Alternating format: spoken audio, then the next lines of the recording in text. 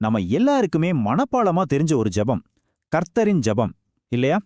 நம்மில் பலருக்கு இது நல்லா தெரிஞ்சிருந்தாலும் இதோட உண்மையான ஆழமான அர்த்தத்தை எத்தனை பேர் முழுசா புரிஞ்சுக்கிட்டோம்? அதைத்தான் நாம இன்னைக்கு கொஞ்சம் ஆழமா பார்க்க போறோம். சரி, ஒரு விஷயத்தை யோசிச்சு பாப்போமா? உண்மையிலேயே எப்படி ஜெபம் செய்யணும்னு நமக்கு தெரியுமா? சில சமயம் ஜெபம் பண்றது ரொம்ப கஷ்டமா இருக்குல்ல. என்ன கேட்கறது, எப்படி கேட்கறதுனே தெரியாது. உங்களுக்கு ஒரு ஆச்சரியமான விஷயம் சொல்லட்டுமா? பல வருஷமா ஜெபிக்கிற பாதிரியார்கள், துறவிகள் கூட சில சமயம் ஜெபத்தோட போராடுறாங்களாம். பாருங்க, இது ஏதோ நமக்கு மட்டும் இருக்கிற பிரச்சனை இல்ல. புனித பவுலே ரோமருக்கு எழுதின கடிதத்துல என்ன சொல்றாருன்னா, நாம எப்படி ஜெபிக்கணும்னு நமக்கு தெரியல அப்படிங்கிறாரு. அப்போ பாருங்க, இந்த குழப்பங்கிறது ரொம்ப காலமா எல்லாருக்கும் இருக்கிற ஒரு பொதுவான அனுபவம் தான். இது ஒரு விதத்துல நம்மள தாழ்மை ஆக்கினாலும், இன்னொரு விதத்துல நாம மட்டும் தனியா இல்ல அப்படிங்கிற ஒரு தைரியத்தையும் கொடுக்குது. சரி, இந்த விஷயத்தை நாம எப்படி படிப்படியா புரிஞ்சுக்க போறோம்னா, முதல்ல ஜெபத்துல இருக்கிற அந்த மர்மத்தை பத்தி பாப்போம். அப்புறம் நாம எப்படி தலைகீழா ஜெபம் பண்றோம்னு தெரிஞ்சுக்குவோம். அதுக்கடுத்து இயேசுவோட ராஜ்ய நோக்கம்னா என்ன, நம்ம முன்னுரிமைகளை எப்படி மாத்துறது, கடைசியா ஜெபிக்கிறதுக்கான 3 பிராக்டிக்கலான வழிகளை பத்தியும் பார்க்க போறோம். ஓகே, நம்மளோட முதல் பகுதிக்குள்ள போலாம். ஜெபத்தோட மர்மம். நாம ஏன் எப்போதுமே நம்ம பிரச்சனைகள்ல இருந்து ஜெபத்தை தொடங்குறோம்? யோசிச்சு பாருங்களேன். நம்ம முட்டி போட்டு கண்ணை மூடின உடனே முதல்ல மனசுக்கு வர்றது என்ன? நம்ம கவலைகள், நம்ம தேவைகள், நம்ம கஷ்டங்கள். இது ரொம்ப இயல்பான ஒரு விஷயம்தான் இல்லையா?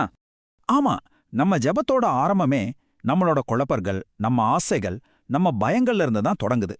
நாம கடவுளை எப்படி பார்க்கறோம்னா, நம்ம வாழ்க்கையில இருக்கிற பிரச்சனைகளை எல்லாம் சரி பண்ற ஒரு பரலோக சுத்திகரிப்பாளரை தான் பார்க்கறோம். முதல்ல நம்ம பிரச்சனைகள், அப்புறம் நம்ம தேவைகள், இதெல்லாம் சொல்லி முடிச்சதுக்கு அப்புறமா தான் அப்பப்போ கடவுள் எவ்வளோ பெரியவர்னு நமக்கு ஞாபகமே வரும். இப்போதான் ஒரு முக்கியமான விஷயத்துக்கு வரோம். அதாவது, நாம இயல்பா ஜெபிக்கிற விதம் இயேசு கத்துக் கொடுத்த ஜெபத்துக்கு அப்படியே தலைகீழா இருக்கு. ஆமா, நாம ஜெபத்தையே ரிவர்ஸ்ல பண்ணிக்கிட்டு இருக்கோம். இதுதான் இந்த ஜெபத்தை புரிஞ்சுக்கிறதுல ரொம்ப ரொம்ப முக்கியமான ஒரு பாயிண்ட். இந்த வித்தியாசத்தை கொஞ்சம் பாருங்களேன். நம்ம இயல்பான ஜெபம் எங்கிருந்து ஆரம்பிக்குது? நம்ம பிரச்சனைகள்ல இருந்து, தீமையிலிருந்து எங்களை விடுவியும் அப்படிங்கிற மாதிரி கடைசியிலேருந்து ஆரம்பிக்கிறோம். ஆனா இயேசு கற்றுக் கொடுத்த ஜெபம் எங்க தொடங்குது? கடவுளோட மகத்துவத்துல, பரலோகத்தில் இருக்கிற எங்கள் பிதாவேன்னு தொடங்குது. அதாவது, நாம கீழே இருந்து மேலே போறோம், ஆனா இந்த ஜெபம் மேலே இருந்து கீழே வருது. முழுசா ஆப்போசிட். அடுத்ததா, இயேசுவோட ராஜ்ய நோக்கம். கர்த்தரின் ஜெபம்ங்கிறது சும்மா மனப்பாடம் பண்ணி சொல்றதுக்கான சில வரிகள் மட்டும் இல்ல. அது ஒரு முழுமையான வரைபடம். இயேசுவோட மொத்த ஊழியத்தையும் அவரோட நோக்கம் என்னங்கிறதையும் சுருக்கமா சொல்ற ஒரு மினி அஜெண்டா மாதிரி. இந்த ஜெபத்தோட ஒவ்வொரு வரியும் இயேசுவோட வாழ்க்கையில நடந்த ஒரு சம்பவத்தோட எப்படி கனெக்ட் ஆகுதுன்னு பாருங்க. உமது ராஜ்யம் வருவதாகன்னு சொல்லும்போது இயேசு ராஜ்யத்தை பத்தி பிரசங்கம் பண்ணது ஞாபகத்துக்கு வருது. எங்களுக்கு தேவையான அப்பத்தை கொடும்னு கேட்கும்போது அவர் 5000 பேருக்கு பசியாத்துன அந்த அற்புதம். நாங்கள் மன்னித்தது போல எங்களை மன்னியும்னு சொல்லும்போது அவர் பாவிகள்னு ஒதுக்கப்பட்டவங்களோட கூட இருந்து சாப்பிட்டது. கடைசியா தீமையிலிருந்து எங்களை விடுவியும் அப்படிங்கிறது கெட்செமனே தோட்டத்துல அவர் வேதனையோட ஜெபம் பண்ணினதை நமக்கு நினைவுபடுத்துது. பாத்தீங்களா? இது வெறும் ஜெபம் இல்ல, இது இயேசுவோட வாழ்க்கையே தான். சரி, அப்போ இந்த ஜெபம் நம்ம கிட்ட என்ன மாற்றத்தை கொண்டு வர முயற்சி பண்ணுது? ஒரு பெரிய முன்னுரிமை மாற்றம். நம்மோட பதட்டத்திலிருந்து விசுவாசத்துக்கு நம்ம நகர்த்த முயற்சி பண்ணுது. அதாவது, நம்ம கவனத்தை நம்ம சின்ன சின்ன கவலைகள்ல இருந்து கடவுளோட பெரிய திட்டத்துக்கு திருப்புது. இங்க ஒரு முக்கியமான விஷயத்தை நாம புரிஞ்சுக்கணும். கர்த்தரின் ஜெபம் உன் பிரச்சனையெல்லாம் சொல்லாதன்னு சொல்லல. நம்ம ஜெபத்தோட உள்ளடக்கத்தை அது மாத்தல, ஆனா முன்னுரிமையை மாத்துது. அதாவது, உனக்கு பசி இருக்கு, வலி இருக்கு, அதெல்லாம் உண்மைதான். ஆனா அதையெல்லாம் சொல்றதுக்கு முன்னாடி கடவுளை முதல்ல வை, அவரோட மகத்துவத்தை முதல்ல பாருன்னு சொல்லி கொடுக்குது. இது ஒரு சின்ன விஷயம் மாதிரி தெரிஞ்சாலும் நம்ம பார்வையே மாத்தக்கூடிய ஒரு பெரிய விஷயம். இங்க பாருங்களேன், நம்ம வழக்கமா எப்படி ஜெபம் பண்ணுவோம்? நம்ம பிரச்சனை, நம்ம தேவை, நம்ம கவலைன்னு நம்மளை சுத்தியே தான் இருக்கும். ஆனா அந்த ஜெபம் சொல்லி கொடுக்குற வழி எப்படி இருக்கு பாருங்க. முதல்ல கடவுளை ஒரு தந்தையா கூப்பிடுறோம், அவரோட மகத்துவத்தை வணங்குறோம், அதுக்கப்புறம் தான் நம்ம தேவைகளை சொல்றோம். இந்த ஆர்டர், இந்த வரிசை மாற்றம் தான் இங்க இருக்கிற முக்கியமான விஷயமே. இந்த சின்ன வரிசை மாற்றம் நமக்குள்ள ஒரு மிகப்பெரிய மாற்றத்தை கொண்டு வருது. நம்மளோட பதட்டம், பயம் எல்லாத்தையும் விட்டுட்டு ஒரு ஆழமான விசுவாசத்துக்கும் உண்மையான ஜெபத்துக்கும் நம்மள நகர்த்துது. சிம்பிளா சொல்லணும்னா, நம்ம கவலைகள் மேல இருந்த கவனத்தை எடுத்து கடவுள் மேல வைக்கிறோம். இந்த ஜெபம் நமக்கு ஒரு அற்புதமான விஷயத்தை கத்துக் கொடுக்குது.